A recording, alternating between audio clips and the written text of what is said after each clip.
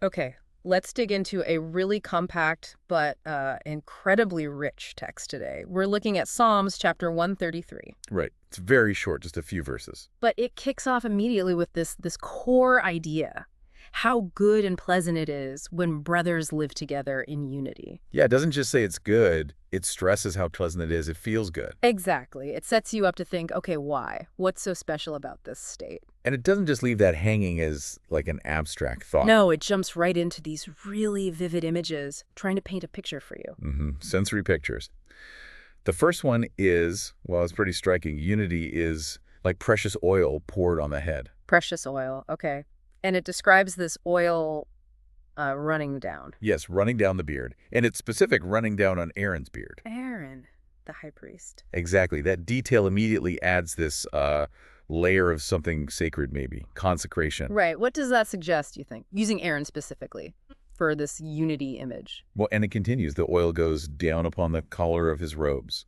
Ah, okay. So it's not just a drop. No, definitely not. It paints a picture of, like, abundance, something really rich, valuable. And flowing. Freely flowing from, well, from the head, from a place of authority or blessing. Right. Covering completely, reaching the very edges. It kind of suggests this unity isn't just, people getting along politely. No, it sounds deeper. Maybe it's like a shared blessing, something pervasive, flowing from a higher source through everyone involved. A blessing that flows down and covers everything. That's a powerful image. Okay, so that's the oil. Rich, abundant, sacred. But then the text shifts. Completely different image next. It does. Still uses nature, though. It says unity is as if the dew of Hermon were falling on Mount Zion. Okay, Hermon, that's the big mountain way up north, right? Known for lots of dew. Yes, very high, often snow-capped, lots of moisture. And Zion, Mount Zion, is down in Jerusalem. Quite a distance away. A significant distance. Yeah. And dew itself is, well, it's different from oil. It's subtle, gentle, life-giving. So what's the connection here? Dew from far off Hermon reaching Zion. What's that telling us about unity? It seems to suggest that unity can maybe bridge gaps, like geographical distance or maybe even other kinds of divides. Interesting. Dew brings freshness, right? Sustenance, it's essential. And here it's connecting these two really significant but separate places.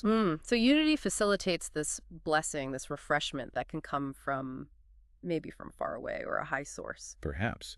Nourishing Zion, connecting things that seem apart.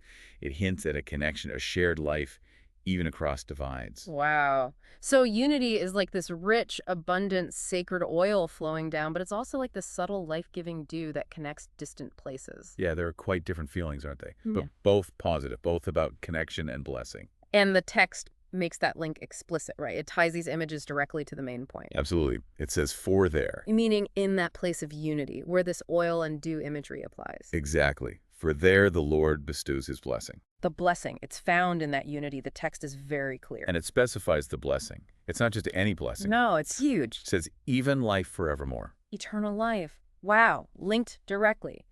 In this psalm, living together in unity is the place where God commands the blessing of eternal life. That's what the text lays out. Unity isn't just nice, it's depicted through these rich, tangible images, the flowing oil, the connecting dew. And the ultimate outcome, the blessing found there, is life itself, forevermore. Precisely. It makes you really stop and think. Yeah.